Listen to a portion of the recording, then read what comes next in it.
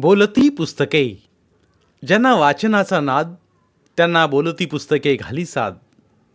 आमचं channel subscribe करा आणि सबस्क्राईब करायला इतरांनाही सांगा. नमस्कार श्रोते मित्र हो. बोलती पुस्तके सादर करीत आहे ज्येष्ठ ग्रामीण कथाकार नेलेकर लिखित एक कथा, चोरावर मोर. पहाटेचा कोंबडा आरवल्यावर कुठं रामजी पाटलांचा डोळा लागला. अख्खी रात्र पाटील माच्यावर तळमळत होते. झोप काही लागता लागत नव्हती. डोळ्यांपुढं तोच सारखा तालुक्याच्या गावी पाहिला सिनेमा आणि त्यातली ती गुलाबाच्या फुलाप्रमाणे सुंदर टवटवीत गुबगुबीत नटी शालिनी साठे उभी राहत होती.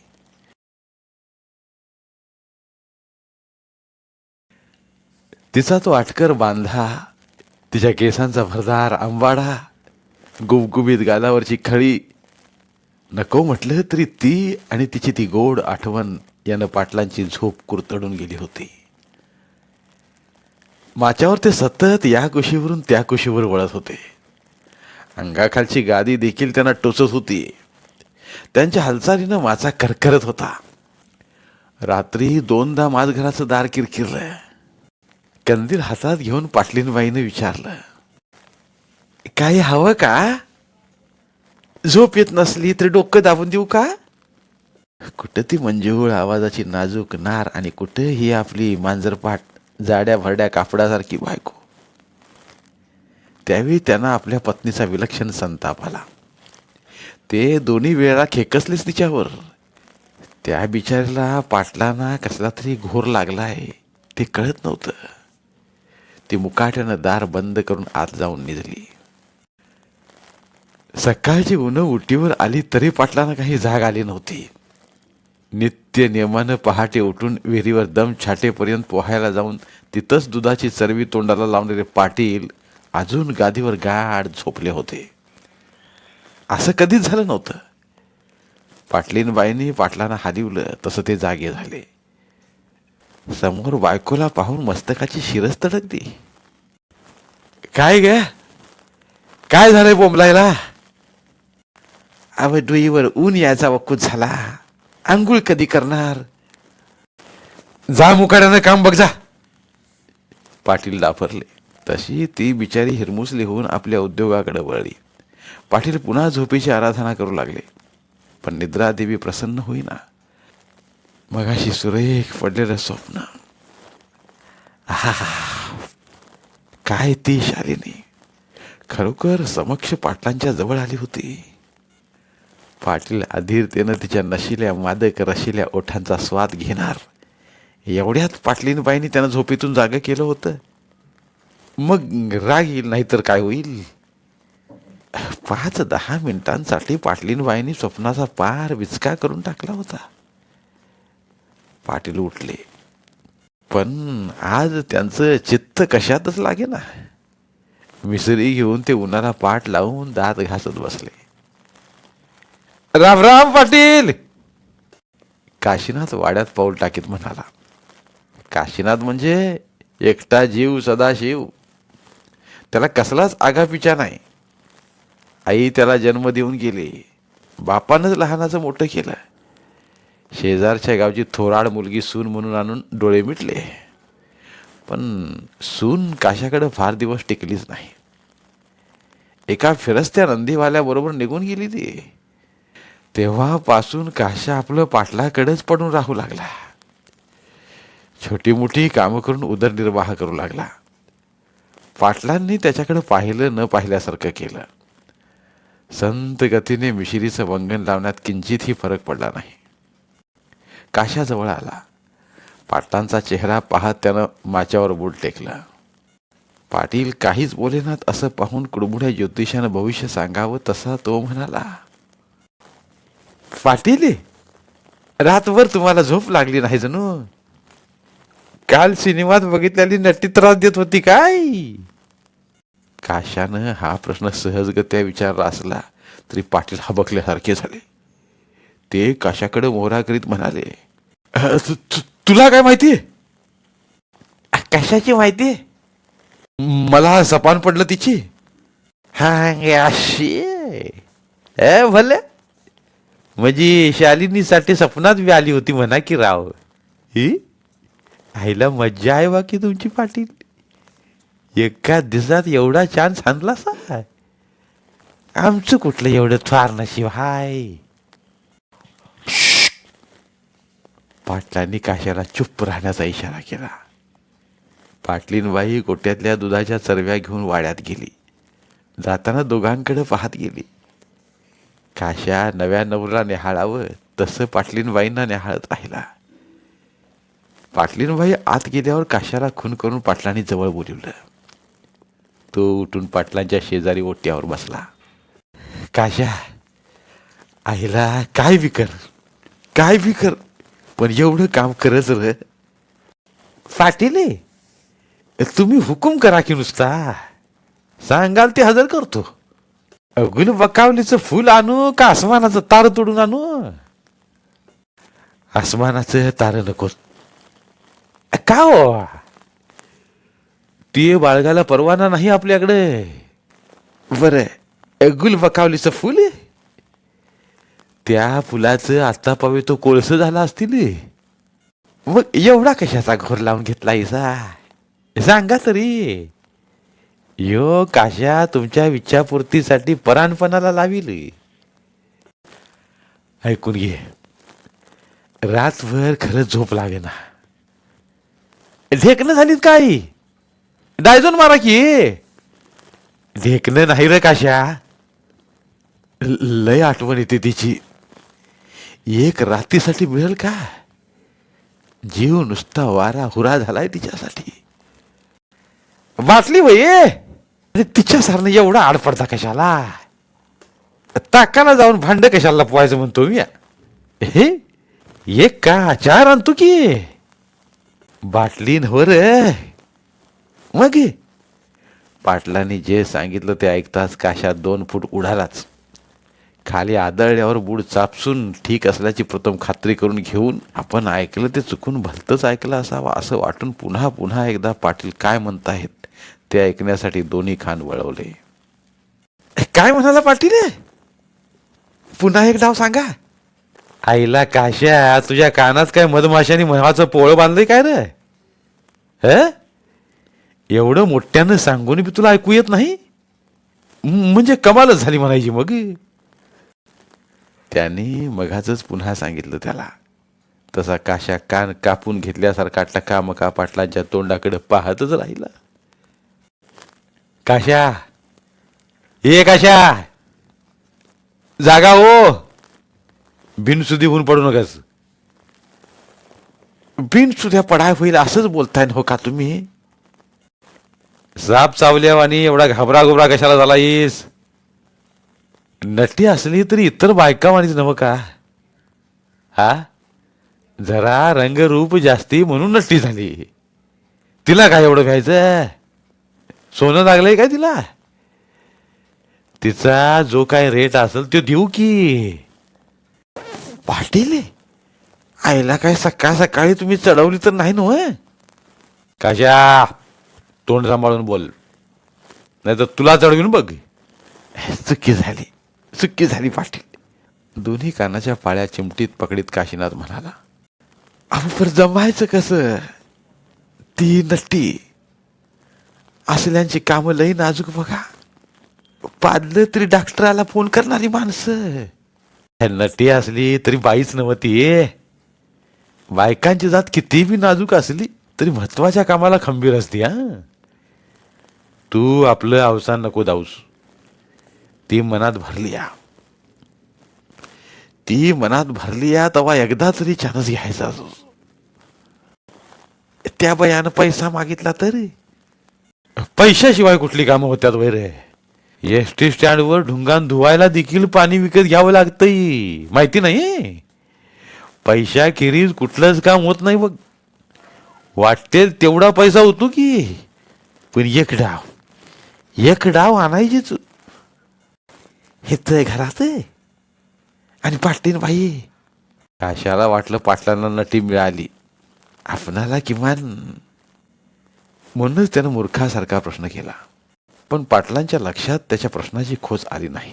म्हणून बरं ते म्हणाले, आईला तिच्या संग का पाठ लावायचा आहे रे? हे तर तिला आणायची नाही. मळ्यात बंगली कशासाठी बांधली मग? पर पाटलीन बाई, गाढवाच्या पिल्लावानी बोलू नकोस. तिला समोर ठेवून हे करायचं नाही. मग करशील हे काम? काशा डोकं खाजवू लागला. पाटलाने विचारलं, डोक्यात का नाहीता झाला काही? नाही बुवा. मग टाळका कशाला खाजावतो यास? हे विचार तरी करू द्या. काय कराय पाहिजे काय नको. विचार करून एकदम हात पुढं करून पाटलानं म्हणाला, द्या टाळी. काम निम्म झालं बघा तुमचं. पाटील सावरून बसले.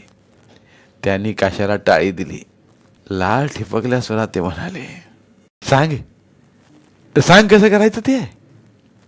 अव आपला तो राजन्या माहिती आहे काही? त्यो मुळ्याचा? होय त्योच त्यो. वरची वर मुंबई पुण्याला जातो येतो. सिनेमावाल्याशी त्याच्या वळखी पाळखी उठ बस हाय. त्याला विचारलं की काम होऊन जाईल. पैका मात्र बक्कळ बतावा लागेल. लागू दे लागू दे. मोगानं धरतो पैशाचं. तू जाऊन विचार त्याला. हे विचारेन म्या. पण एकुंदी इडी असली तर द्या की. आईला मी कधी विडी वडतोय रे? इडी वडायची जोरात तलब झाली या बघा पाटील. पाटलाने शर्टाच्या खिशातून 10 रुपयांची नोट काढली. म्हणाले, हे बघ, हे 10 रुपये घे. बाळूच्या हाटेला चहा मिसळ घे. विडी वड आणि पहिलं काम करून मला सांगायला ये. काय? पाटलांच्या हातची नोट हिसकावून त्याची नीट घडी करून दंडकीच्या खिशात घालून काशा म्हणाला, पाटील नोट चालेल ना? खिशात ठेवली की आपोआप जाईल तिथवर जाते. बर आता तोंड धुवून चहा बी नव आपलं दूध बीध प्या. तवर मी येतोच बघा. काशा निघून गेला. मग उशिरानं पाटील उठले. पाटलीनबाईंनी उंबऱ्यात गरम पाण्याचा तांब्या ठेवला होताच. तो घेऊन त्यांनी तोंड धुतलं. दूध आणू का? मवाळपणानं पाटलीनबाईंनी विचारलं. नको, कॉफीचा आणि झकास करून. दूध नाही भाई घेत. सांगितलेलं ऐकू आलं नाही का? पाटलांनी खिकसून विचारताच पाटलीनबाई गोऱ्या मोऱ्या झाल्या. काल तालुक्याहून आल्यापासून आपल्या नवऱ्यात बदल झालाय हे कळत होतं त्यांना. पण बदल कशामुळे झाला? वाटेतल्या वडाच्या झाडावरला संबंध लागला की बारमाईच्या ओढ्यातल्या हडळीनं झपाटलं ते काही कळायला मार्ग नव्हता. मुकाट्यानं तांब्या उचलून त्या आत गेल्या. पाटील माच्यावर ऐस पैस पसरले. पहाटे पहाटे पडलेल्या स्वप्नांची आठवण झाली. तशा त्यांच्या चित्तवृत्ती बहरल्या. शरीरातल्या हिरवटपणाला जाग आली. काहीही झालं तरी, कितीही पैसा ओतावा लागला तरी हे स्वप्न पुरं करायचंच हा त्यांचा निर्धार होता. काशा कधी येतोय याकडे त्यांचं लक्ष लागलं होतं. पाटलीनबाईंनी कॉफीचा कप आणून ठेवला. पाटलाकडे काळजीनं पाहत पाहत घरात गेल्या. पाटलांनी कॉफी घेतली. काशा जाऊन तास झाला होता तरी अद्याप त्याचा पत्त्या नव्हता. तासानंतर 2 तास झाले, 3 तास झाले तरी त्याचा पत्ता नाही तो नाहीच. 12 वाजले. पाटील जेवायला आत गेले. हात धुवून पाटावर बसले आणि हाक मारावी तसा काशा हजर झाला. आईला अंड्याचं कालवण केलंय वही पाटील. तवाच वशाळाचा वास बघा कसा घमाघमा येतो या. पाटलांनी काशालाही वाढायला सांगितलं. 6 महिन्यांचा उपाशी असल्याप्रमाणे काशा हात धुवायचे कष्ट न घेता ताटावर तुटून पडला. ताट वाटी तरी शिल्लक ठेवतोय की नाही याची पाटलीनबाईंना चिंता वाटली. 4 अंडी, 4 भाकऱ्या, 2 कांद भात, 2 तांबे पाणी रिचवून मग कुठं त्याच्या जठराग्नी जरा थंड झाला. हातावर पाणी ओतून तो माच्यावर बूट टेकून बसला. पाटलीनबाई खरकट गोळा करू लागल्या. पाटील, विचारलं मी राजन्याला. राजन्या म्हणजे बाबू का भाई दरवेशी या प्रकारातला. असल्या भानगड्या माणसाकडे कशाला गेला असेल या विचारानं पाटलीनबाई त्याच्याकडे पाहू लागल्या. पाटलांनी डोळं मोठं करून त्याला गप्प केलं. पाटलीनबाई खरकट गोळा करून ते आत जाईपर्यंत काशा त्यांना निहाळत राहिला. पाटलीनबाई आत जाताच पाटलाने त्याचा कान पकडला. मूर्खा, तिच्यासमोर गरळ बघतोच काय? आता सांग काय झालं ते. सांगत पण पहिल्यांदा कान तरी सोडा. निष्ठून हातात आल्यावर बोलून तरी येईल काय? हे निष्ठून यायला काही डिंकानं चिकटवलाय का रे? राजन्या घरी नव्हता, बाहेर गावाला गेला होता. मग अशा आला. पाटलांच्या छातीत धडधड होऊ लागली. त्याला सगळं सांगितलं तर वो आता डॉक्टर जवळ जाऊन दुखणं कशाला लपवायचं? काय म्हणाला राजन्या? राजन्या म्हणाला नट्टी येईल पण तिच्यासाठी सोन्याच्या पायघड्या हातराव्या लागतील. म्हणजे पिशवीनं नोटा वताव्या लागतील. 1500? छा, संगीत बारीवाल्याला सुपारी द्यायची नाही ती.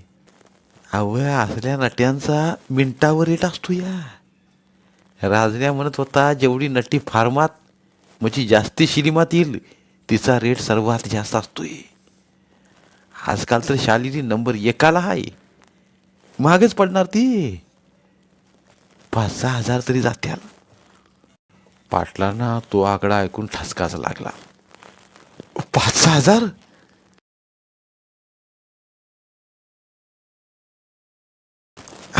आकडा ऐकून ठसकू नका. तिचा ठसका साक्षात समोर बघा की. तिचं रूप, गोरपान, हातपाय, चंद्रावा आणि मुकडा. झालंच तर औंडा गिळून काशा पुढे म्हणाला. तिचा घमा येणारा वास. नुसतं याड लागल्यावानी होईल. तिच्यावरनं परान ववाळून पठारावर फेकून देऊस वाटलं. हायसा कुठं तुम्ही? काशा बक्कळ पैसा मागतोय की रे तो. आता झाडावर पिकलेला आंबा खाऊसा वाटला तर पैसा मोजाय नको काही. फुकटात हवा तर डागाळ्याला. काशा, राजन्याला म्हणावं त्यो म्हणाला थोडक्या पैशात ती नाही येणार. तिच्या मावस बनीच्या नातीच्या नंदेची एक मैत्रीण आहे, ती येईल. तिला काय पेटवायची? पाटील, मोठ्या हॉटेलातली बिर्याणी खाऊशी वाटली तर मग पुढे बघायचं कशाला? हे जमल. एक डावच आहे, पुन्हा नाही. असं मग होऊन जाऊ दे. बस आणतो मी रक्कम. उद्याच्या उद्या ती मळ्यातल्या बंगलीवर हजर होया पाहिजे. पाटील, ती का पालावरची डोंबारीन वाटली का तुम्हाला? पैसा फेकला की सलाम करायला? तिला पहिल्यांदा लोणी लावून मऊ मऊ करावं, तव्हा कुठं ती सवड काढील. तिच्या सवडीनं मग तिथं धरील. एवढा पैसा देऊन बी हात चोळत बसायचं? तिनं सवड काढीस तोवर तरी हातच चोळाय हवं. सवड मिळाली की ती येईल, मग वाटल ते चोळा. नको कोण म्हणत? दात विस्कीत काशा म्हणाला. त्याच्या लोचटपणाचा भारी संताप आला पाटलांना. पण त्याला दुखून उपयोग नव्हता. सारी मदार त्याच्यावरच तर होती. त्यांनी विचारलं, राजन्या काम करील मग? पाळलेल्या मांजराला कुरवाळ्या वाणी कुरवाळतो मी त्याला. तुम्ही बिनगुरी राहा दिसमुजीत. पाटलाने आत जाऊन पिशवीतून रक्कम आणली. काशा, रक्कम मोठी आहे, सांभाळून ने. काशा उठला. पाटील, तुमचं काम निम्म झालीच समजा. हे एकूण दे, इडी द्या. मी विड्या ओढत नाही, ठाऊक आहे ना. त्याने पैरणीच्या खिशात हात घालून हातात लागेल ती नोट बाहेर काढली. 50ची नोट होती ती. विडीवड मिसळ खा, पण काम चोख करून या. काशा गेला तो 2 दिवस पाण्यात पडलेल्या ढेकळासारखा विरघळून गेला. पाटलाचं चित्त काय थाऱ्यावर आहे ना. आयुष्यात प्रथमच एवढे पैसे हातात पडल्यानं काशानं गुंगार तर दिला नसावा. वास्तविक तसं तो करणार नाही. तरीही मनाचं समाधान होत नव्हतं. मग इतके दिवस कुठे लपला हा? बरं, उघड उघड चौकशी करता येईना त्याची. 2 दिवसानंतर 3ऱ्या दिवशी शुक्राचा तारा उगवल्यासारखा काशा उगवला. पाटील लगबगीनं जवळ आले. आली का रे ती? कुठं बाहेर थांबवली का सरळ बंगलीवर धाडली? थांबा थांबा पाटील, असं गुडघ्याला वाशिंग बांधून अंडील खोडाव आणि माती उकरू नका सा. अजून 7 पाणी उतरायचंय. राजन्या म्हणतोय आणखी 3000 द्यायला पाहिजे. हा? पाटलांचे डोळे आसमानात उडू लागले. 5000 देऊन आणखी 3000 आहे? एवढ्या पैशात तर बायांची अख्खी फलटण उभी राहील दिमतीला. बायांची फलटण उभी राहील, नट्यांची नव्ह. अगोदर सांगायचं नाही काय? राजन्या म्हणतोय 1000 रुपये निर्मात्याला, एका नटाला द्यायचं 1000 आणि राजन्याचं कमिशन. निर्माता नटांना का द्यायचं पैसे? निर्मात्यांचं म्हणून नुकसान होतंय. नट नटीला सोडाय तयार होत नाहीत. शूटिंग का फुटिंग आहे ना, त्यांना पैसे देऊन गप्प करायचं. मग आणि पहिलं 5000 कुणाला? मेन त्या नट्टीला काय नको काय? 3000 द्यावेत की नको? न दिले तर 5000 ही गेले पाण्यात. काय करावं काय नको या विचारानं पाटील चिंताक्रांत झाले. काही सुचना. दातखीळ मिटल्यावानी गप्प राहिले. एवढ्याच पाटलीनबाई गोट्यात जाण्यासाठी म्हणून आल्या. मापक सौष्ठव लाभल्या पाटलीनबाईंचे अंगकांती डोळं भरून बघून घेत काशा म्हणाला, पाटील, दानं तर संपू नयेत आणि पोरं तर मरू नयेत, खरं ना? काय म्हणतोस तू? तुम्ही 5000 दिलेत. कुणाला 5000 दिलेत? पाटलीनबाईंनी थपकून विचारलं. तसा काशा गोरा मोरा झाला. पाटलाने त्याच्या पाठीत सनसनीत गुद्दा घातला. म्हणाले, कसले 5000? सकाळ सकाळी ढोसून आलास का कुठलं तरी? कुठलं तरी कशाला? खायली आईला पेट्रोल पंप आहेच की. हसत हसत तो म्हणाला. गप्पा. बटन दाबावं तसा तो गप्प झाला. पाटलीनबाई संशयानं दोघाकडे पाहत गोठ्यात गेल्या. काश्या, तुझ्या डोक्यातला स्क्रू थोडा ढिला झालाय बघ. आवडला पाहिजे. बसाक दिशी कुठेही काही बोलतोस. बरं ते जाऊ दे. पैशाचं कसं करायचं? पहिले 5 दिले, आता 3, त्यानंतर? थांबा बाईच पाटील, मला विचार करू द्या. आता कसा डोंबलाचा विचार करतोस? हेला वाईज, अहो आपलं टाळकं लई एकमती आहे. काय ना काय तोड काढतोच बघा. असं म्हणून गोठ्यात म्हशींची धार काढणाऱ्या पाटमुऱ्या पाटलीनबाईवर नजर खिळून बसला. थोडा वेळ गेला तरी काशाची नजर पाटलीनबाईवरून हटेना. पाटलांनी कान पिरगळताच भानावर आला. वास पाटील, चावी लई टाईट करू नका. स्प्रिंग मोडल हो. म्या सकाळीच टाईट चावी दिली. तुला तोड काढायला सांगितली तर म्हशी न्याहाळत बसलाय होई. आपण नेमकं काय न्याहाळत होतो हे पाटलांना उमगलं नाही. म्हणून काशाचं समाधान झालं. थोडा वेळ विचार केला आणि तो म्हणाला, 3000 दिल्यावर बी सजन्या म्हणील आणि 2000 पाहिजे. नाही म्हणता येतंय का? एवढं भांडवल गुंतवलंय, आधी तर गुंतून आहे आणि गुंतलं तर मागणं गुंतून आहे. खरं का नाही? मला एक आयडिया सुचली. व्यवस्थिशीर सापळा लावला तर आपलं काम नेमकं होईल बघा. लोणी सरळ हाताने निघत नाही म्हणल्यावर वाट वाकडं करायलाच पाहिजे. नटीला उचलून आणायची काही नाही बुवा. तेवढ्यात पाटलीनबाई दुधाच्या कासांड्या घेऊन घरात गेली. तवर काशा बोलायचा थांबला. तिला न्याहाळत राहिला. पाटलीनबाई घरात जाऊन दृष्टीआड झाल्यावर काशा बोलू लागला. राजन्या म्हणजे लबाड माणूस. त्याच्यावर विश्वास ठेवायचा म्हणजे सापावर ठेवण्यासारखं.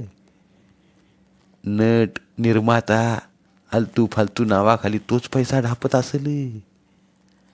आपण असं करायचं, त्याचंच दात त्याच्याच घशात घालायचं. तो दाताची कवळी वापरतोय काय हे मला वाटत नसावं. मग दात कसं घशात घालणार? आता आपलं म्हणत्यात असं. इकडे काम करा. राजण्याची बायको आहे का नाही, तिचं आणि सुभेदाराचा किसन्या, त्यो मुंबईचं वारं पिऊन आलेला, त्या दोघांचं लई गळतंय. राजण्या दौऱ्यावर असला की ह्या राजा राणीच्या घरात राज्य चालतंय. सध्या मग ही दोघं जगमाव आणि गळ्यात गळे घालून लोळत्या. ती शेजाऱ्या पाजाऱ्यानी समज ठावा आहे. पसारे डोळ्यावरनं कातडं पडून गप्प आहेत. उलट्या मेंदूचा किसन्या किंवा सुभेदाराच्या वाटेला कोण जाईल? त्यांच्या वाटला जायचं म्हणजे सापाच्या पिळात हात घातल्यावानीच. तुमची बात न्यारी आहे. तुम्ही ह्यो चानस घ्याच वय. म्हणजे राजण्याच्या बायकोच्या गळ्यात? खिडकी शेंग दाताखाली आल्यासारखं काशानं तोंड विचकल्यासारखं केलं. पाटील, त्यो चानस नाही म्हणत मी. तुम्ही या दोघांना एकत्र असताना पकडायचं. केसना तुम्हाला काहीच बोलू शकणार नाही. तर पप्प करेल. राजण्याच्या बायकोला म्हणायचं 5,000 गुपचूप दे. नाहीतर हे समद राजकारण राजण्याच्या कानावर घालतो. तुम्ही फक्त एवढं करा, मी सांगतो त्या टायमाला कामिरा घेऊन जायचं. दोघा राजा राणीचा खेळ रंगलेला असतानाच साप माराय कांबिरा कशाला? त्यो नव, आपला फोटो काढायचा असतो त्यो. म्हणजे फोटो प्रत्यक्ष हातात असल्यानं हुकमी एक्काच आला की आपल्याच हातात. हे पाटील मान हलवीत म्हणाले. काशा, हे काही बरोबर वाटत नाही. त्यापेक्षा आणखी 3,000 घेऊन जा वाटलं तर. पाटील, तुम्ही अजिबात विचार करू नका. आपल्याला कुठं त्यो पैका काशी बनारसच्या यात्रेला वापरायचा आहे. म्या राजण्याचं दात त्याच्याच घशात घालायचं म्हटलं ते हे असं. त्याच्या बायकोकडनंच पैसा काढायचा आणि राजण्यालाच पुरवायचा. त्याचाच पैसा त्यालाच द्यायचा. त्यो तरी काय प्रामाणिक आहे बाई. मड्यावरचं लोणी खाणारा माणूस त्यो. 2च दिवसांनी पाटील आणि काशा माच्यावर बसलं होतं. काशाची नजर राहून राहून चौकटीवर जात होती. पण आज पाटलीनबाईचं नख देखील नजरेला पडलं नव्हतं. त्यामुळे तो जरासा नाराज झाला होता. बघा पाटील, तुम्ही नको नको म्हणत होता, झालं का नाही बिनबुवाड काम? फोटो काढलाय म्हटल्यावर दोघांचं डोळं साप चावल्यावानी झालं. बाईनं झटकन पैसे काढून दिलं. फोटो लई झक्कास असेल नाही का व? मला वाईच दावा की. अच्छा, तू सडाफटिंग माणूस. तुझ्यासारख्यानं बघू नये असलं. बघितलं तर जुलाब बिलाब लागते रे. 4च दिवसांनी पाटलांच्या मळ्यात टॅक्सी आल्याची बातमी घेऊन काशा धावत आला. तसं पाटलाचं धोतर सुटायची वेळ आली. कपड्याचं कपाट उघडून ह्यो सदरा घालू की त्यो नेहरू घालू? हा फेटा बांधू का गांधी टोपी घालू? कोल्हापुरी पायतान घालू का बाटाची चप्पल घालू? काहीच सुचना. एवढ्या मोठ्या नटीसमोर जायचं तर तिला शोभायला तर नको काही. आपल्यासाठी पाठीनं पैसा ओतणारी आसामी कशी असेल याबद्दल नटीलाही औत्सुक्य असेलच की. तिच्यासाठी तरी. उत्तेजित झाल्यानं पाटलांच्या हातापायाला कंप भरला. अव पाटील, आता हातपाय कशासाठी घालताय? पहिले निघायचं बघा. रात ध्यास पान बघताय. ती अप्सरा तुमची वाट बघते या बंगलीत. आणि तुम्ही ह्यो ड्रेस घालू का त्यो ड्रेस घालू करीत बसू नका. आता येळ किस्ता बघितला तरी पहाट पहाट तिला महाबळेश्वर गाठायचं आहे. उद्या शूटिंगची तारीख आहे सिनेमाची. आठपा मी थांबतो इथंच. तूही चल ना. मी एकटा कसा जाऊ? आता हो पाटील, तुम्ही ज्या शिकारला निघालाय ते वाघ नाही बाई आहे. तिथं तुम्ही एकटंच हवसा. माझं हो काय काम? टॅक्सी घेऊन कोण आलंय? कोणी दुसरा नाही, आपला राजण्यास की हो. त्यो आता घरी गेला असेल. रात्रीला त्यो आपल्या बायकोला मिठी मारली आणि तुम्ही नटीला चवी चवीनं सगळीत बसा. म्या ह्यात पुढचे शब्द मोठ्या कष्टानं गेले. तुम्हा दोघांच्या मध्ये म्या कशाला पाहिजे? मी आपला इथंच थांबतो. पाटलीन बाईसनी काय लागलं सवरलं तर. हा बरं बरं. नवीन चढवलेल्या ड्रेसवर अत्तर शिंपडून थोडंसं चोळलं. मग म्हणाले, कसा काय दिसतो रे मी आता? 112 गाव एक भानगडीतल्या पाटलावाणी दिसताय की. 12 नव्हे एड्या, एक गाव 12 भानगडी. 12 भानगडी राहू दे बघलेला. समोर आलेली भानगड पहिली मिटवायची बघा. नाही आणखी कुणा नटाची नाही तर निर्मात्याची टॅक्सी फिक्सी येऊन भिडले. खरंच की. पाटील त्वरेने बंगलीकडे आले. बंगलीच्या आवारात खरोखरच टॅक्सी बघून पाटलांच्या काळजात जोर जोरात धडधडू लागलं. बंगलीच्या पायऱ्या चढताना घाम फुटायचा बाकी होता. काशा सोबतीला हवा होता असं वाटू लागलं. दार ढकलून आत गेल्यावर समोर कॉटवरील गादीवर ऐस पैस बसलेली नटी. तिचं अप्सरेप्रमाणे रूप सिनेमात पाहिलं त्यापेक्षा कितीतरी पटीनं अधिक भासलं त्यांना. पाहण्याच्या नादात अडकळून ते दारात धडपडले. अहो पाटील, सांभाळून. मी काही पळून जात नाही. पुरी रात्र आहे.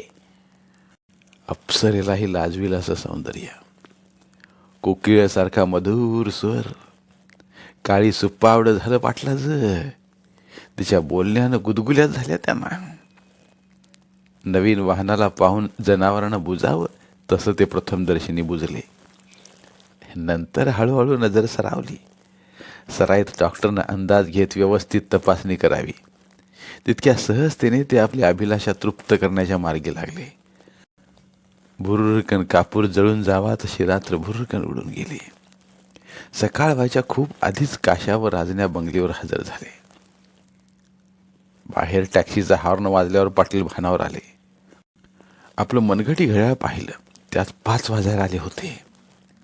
एवढ्या लवकर 5 वाजले कसे काहीच कळेना. नटीच्या मिठीतून बाजूला होऊन कॉट खाली नटीच्या उतरलेल्या वस्त्राचा ढिगारा बाजूला सरला. तिथं पर्स, मनगटी, घड्याळ होतं. त्यातही 5 वाजायला आलेले म्हणजे खरंच रात्र संपलेली होती. शालिनी, आणखी एक रात्र राखी. छे छे. वस्त्र अंगावर चढवीत ती कुजबुजली. आणखी पैसे देऊ का? आउटडोअर शूटिंग डेट आहे. पुढं मागं केव्हा तरी पाहू. तिनं आपले कपडे ठीकठाक बसविले. पर्समधल्या आरशात पाहून मेकअप ठीक केला. पाटलाने आपले कपडे चढवले. पाटलाने दार उघडले तोवर राजण्यानं टॅक्सी सुरू केली होती. काशा मयत पोचवायला आल्यासारखा गाल चोळीत पायरी खाली उभा होता. पाटील, रातभर राजण्यानं मजा मारली. तुम्ही मजा मारली. म्या मात्र थंडीत कुत्र्यासारखा गाठून बसलो. बाटली दिली नव्हती का? बाटली दिली की झालं काय? रात्री पाटलीन बाईंना काय हवं नको पाहायला उठवलं तर थोबाडच फोडलं माझं त्यांनी. गाल चोळत काशा म्हणाला, चला चला शालिनी बाई, वेळ जास्त नाही. पाटलांना टाटा करून शालिनीबाई निघून गेली. कोणीतरी काळीजच उपसून न्यावं तसं पाटील विवळ झाले. काशा त्यांच्याकडे पाहत घुटका गिळत म्हणाला, पाटील, रातभर दिमतीला होती तरी एका रात्रीनं किती समाधान होणार रे. लई मजा आली असेल नाही का हो पाटील. राजण्यानं टॅक्सीला वेग दिला. टॅक्सीनं गाव मागं टाकलं. सूर्योदय झाला. टॅक्सी धावतच होती. जिल्ह्याची शिव लागली. तिथं टॅक्सी थांबली. अंतरावर काही पालं होती. नटी खाली उतरली. राजण्यानं तिच्या हातात 100च्या 5 नोटा ठेवल्या. हे बघ, पालावर जाऊन सगळा मेकअप बदल. साडी, परकर, ब्लाऊज, दागिने, रिस्टवॉच, हेअर पिना, पर्स, साऱ्या वस्तू परत आण. भाड्यानं आणल्यात. त्याही देऊन यायला हव्या. नटीचं नाटक संपलं. पुढं गरज लागली तर कळवीन. आणि ती पालात राहणारी डोंबारी नटी त्या डोंबाऱ्यांच्या पालाकडे वळली. धन्यवाद. पुन्हा भेटूया एका नवीन कथेसह.